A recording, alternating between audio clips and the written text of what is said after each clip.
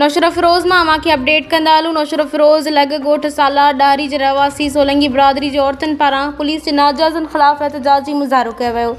मुज़ाहिरे जे अॻवाणी नाले अमानुल्ला सोलंगी, शाहनवाज़ सोलंगी, दिलदार अली सोलंगी ऐं ॿिया के रहिया हुआ।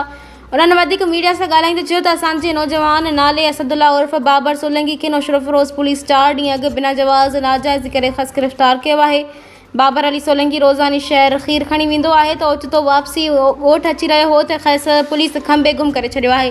उन मथां को बि केस दाख़िल न आहे। असांजे ॻोठ वारनि सां पुराणी दुश्मनी हलंदड़ आहे, जेका पुलिस वंगारू बणिजी असां मथां ॾाढाई करे रही आहे ऐं पुलिस चवे थी त 3 लख ॾियो न त असां तव्हां मथां कूड़ा केस दाख़िल कंदासीं।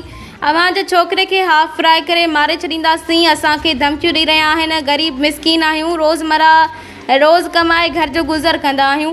असां 3 लख किथां आणियूं जो पुलिस खे ॾियूं। उन्हनि वधीक आईजी सिंध DIG शहीद नज़ीराबाद, SSP नौशर फ़िरोज़, सेशन जज नौशर फ़िरोज़, वज़ीर दाख़िला ज़ियाउल हसन लंजार ॿियनि वसवारनि खां अपील कई आहे त असां सां इंसाफ़ कयो वञे, उन मामले जी जांच कई वञे, न त ॿी सूरत में एहतजाज दायरो वधायो वेंदो।